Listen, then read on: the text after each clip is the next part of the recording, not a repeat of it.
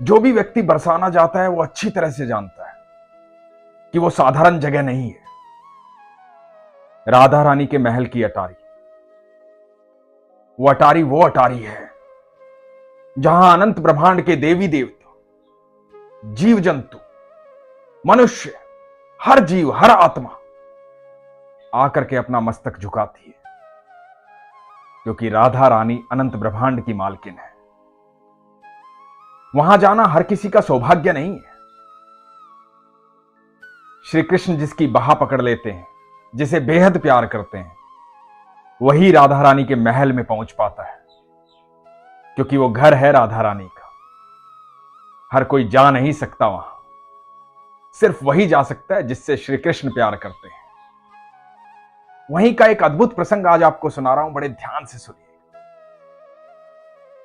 हरे कृष्ण दोस्तों, मैं हूं अनुज शर्मा।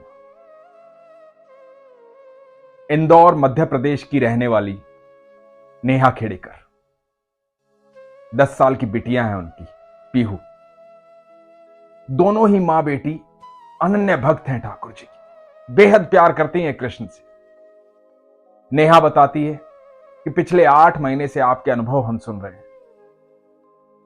मन में ललक जाग रही थी, वृंदावन जाना है, ठाकुर जी से मिलना है, बरसाना जाना है, राधा रानी से मिलना है। पीहू बड़ी जिद करती थी, मुझे राधा रानी से मिलना है, मुझे ठाकुर जी से मिलना है, बरसाना जाना है, वृंदावन जाना है। पीहू का जन्मदिन आया जुलाई में। नेहा बताती है कि नवरात्रि में हमारे घर लड्डू गोपाल आए थे, और ये पिछली नवरात्रि में राधा रानी आई। जब जुलाई में जन्मदिन आया पीहू का, तो राधा रानी ने बुला लिया। नेहा, उनके पति और इनकी बिटिया पीहू ये दिल्ली गए। दिल्ली में इनका परिवार है, उस परिवार के साथ ये बरसाना गए, राधा रानी के महल। जब राधा रानी के महल गए तो नेहा की ननद ने एक फूलों की माला ली राधा रानी के लिए, सफेद फूलों की माला। और नेहा ने भी एक माला ली, जामनी फूलों की माला, पर्पल फूलों की माला। मंदिर के अंदर पहुंचे, महल में पहुंचे, गोस्वामी जी के पास गए, राधा रानी के दर्शन किए, राधा रानी को देखा, भाव विभोर हो गए। गोस्वामी जी को दोनों ने माला दी। गोस्वामी जी ने माला ली और राधा रानी से स्पर्श किया, और वापस सफेद माला जो थी वो इनकी ननद के गले में पहना दी, और पर्पल माला नेहा को लाकर दी। नेहा ने कहा कि नहीं, मैं नहीं पहनूंगी, ये माला मैं राधा रानी के लिए लेकर आई, उन्हें ही अर्पित कर दो। तो गोस्वामी जी ने कहा कि ठीक है। नेहा बताती है कि मुझे पता नहीं था कि वहां माला जो चढ़ाई जाती है वो भक्तों को फिर से दे दी जाती है और भक्तों के गले में डाल दी जाती है, तो मैंने माला नहीं ली। उसके बाद राधा रानी के दर्शन किए, ठाकुर जी के दर्शन किए, आकर के ननद के पास खड़ी हुई तो ननद ने कहा कि तेरी माला कहां है, माला नहीं मिली तुझे? तो नेहा ने कहा कि नहीं, मैंने तो माला ऐसे वापस दे दी। तो ननद ने कहा कि अरे माला तो ले लेनी चाहिए थी। तो नेहा वापस गोस्वामी जी के पास गई। नेहा ने गोस्वामी जी को कहा कि आप माला मुझे दे दीजिए। तो गोस्वामी जी ने कहा वो माला तो राधा रानी को अर्पित हो गई है, वो तो उनके पास चली गई है, आप दूसरी ले लो। और गोस्वामी जी ने एक गेंदे के फूलों की माला नेहा को पहना दी। नेहा बाहर आई तो देखा कि पति और बिटिया जो है छांव में खड़े हैं, क्योंकि बहुत गर्मी थी, बहुत धूप थी। अटारी में एक तरफ छांव में खड़े हैं, और नेहा अटारी पर चली और देखने लगी बरसाना को। वहां अटारी पर खड़े होकर के पूरा बरसाना दिखाई देता है। वो अटारी साधारण नहीं है, बहुत लोग वहां से जिंदा गायब हुए हैं, जो उस दुनिया में चले गए हैं जहां राधा रानी रहती हैं, जहां ठाकुर जी रहते हैं। उनमें से एक गुलाब खान है, उनका प्रसंग मैंने आपको सुनाया था। समस्त ब्रह्मांड के देवी देवता, मनुष्य, जीव जंतु सब वहीं पर नतमस्तक होते हैं। वो राधा रानी का महल है, अनंत ब्रह्मांड की मालकिन का महल है। उस अटारी की जो ऊर्जा है ना, उसे कभी जाकर वहां महसूस करना। तो नेहा उस अटारी पर खड़ी होकर के बरसाना देख रही थी। बरसाना देखने के बाद वो वापस अपने पति की तरफ जाने लगी और क्या देखती है कि उनकी बेटी पीहू के गले में वही पर्पल माला है, जामनी माला है, जो राधा रानी को नेहा ने अर्पित की थी। देखकर हैरान हो जाती है, अपने पति को देखती है, उनके गले में गुलाब के फूलों की माला है, जबकि उनको माला वहां से मिली नहीं थी। देखकर आश्चर्यचकित हो जाती है। अभी अभी गोस्वामी जी ने कहा था कि वो माला तो राधा रानी को अर्पित हो गई। तो अपनी बिटिया के पास जाती है और पूछती है कि पीहू, ये माला कहां से आई। पीहू इशारा करती है एक बुजुर्ग व्यक्ति की तरफ जो दूर खड़े हुए हैं, राधा रानी को निहार रहे हैं।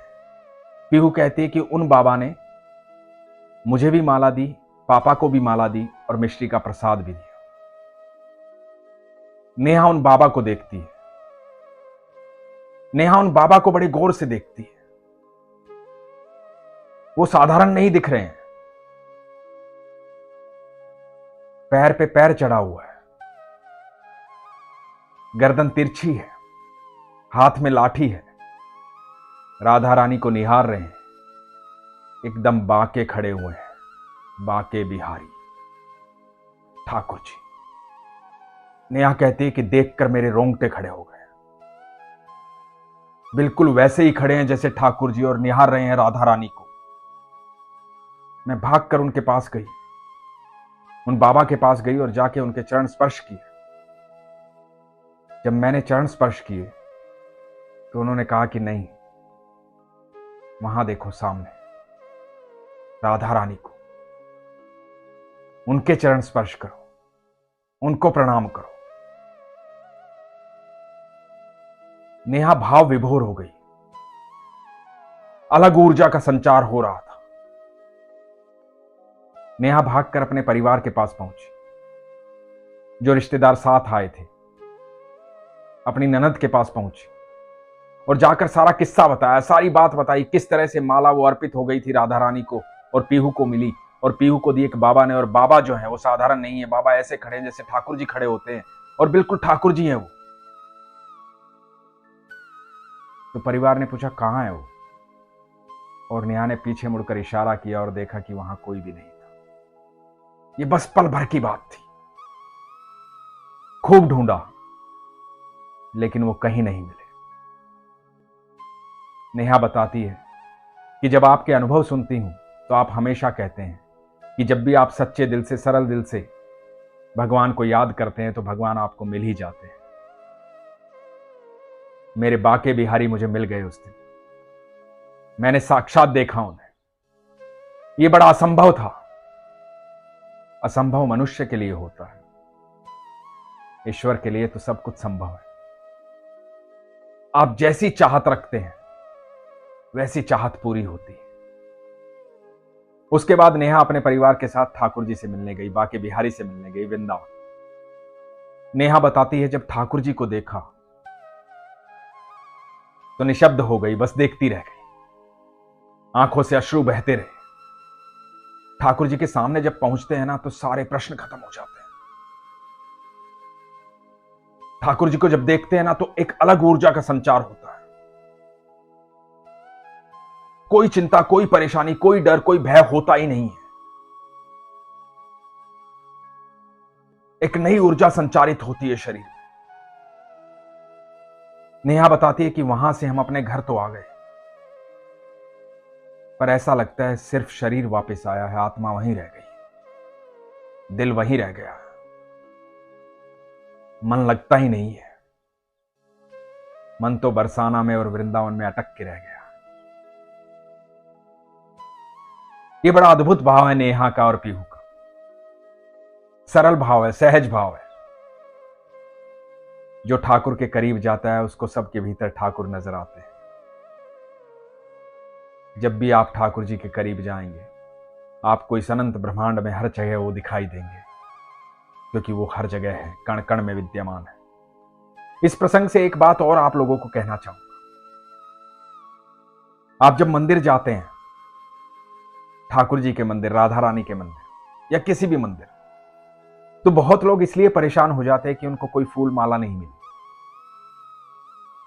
कोई फूल नहीं मिला, प्रसाद नहीं मिला, तुलसी पत्र नहीं मिला, बांसुरी नहीं मिली, कुछ मिला नहीं उन्हें, कभी परेशान मत होना, क्योंकि आपको पता ही नहीं कि ठाकुर जी ने आपको क्या दे दिया है। जब आप उस मंदिर से बाहर निकलते हैं ना, आप वो लेकर निकलते हैं जो आपको आने वाले समय में दिखाई देता है, तब दिखाई नहीं देता। इसलिए हमेशा जब भी मंदिर जाएं और मंदिर से बाहर आएं तो ईश्वर का धन्यवाद करें, लगातार धन्यवाद करें। आप विश्वास रखना, आपके मन की हर बात सुनता है वो, क्योंकि हर समय हर क्षण आप पर सिर्फ उसकी नजर है, क्योंकि बेहद प्यार करता है आपसे। पूरी सृष्टि का निर्माता है वो, हमेशा देखता है हमें, हमारा हर कर्म देखता है। ठाकुर जी कहते हैं ना उद्धव को कि मैं साक्षी भाव में सबके साथ रहता हूं। जब आपके भीतर विश्वास जागृत हो जाता है, आस्था जागृत हो जाती है, तो आपके नेत्रों में वो शक्ति आ जाती है कि आपको ठाकुर जी दिखाई देने आरंभ हो जाते हैं। इसलिए हमेशा कहता हूं, अपने विश्वास को मजबूत रखो, अपना ख्याल रखो। हरे कृष्ण।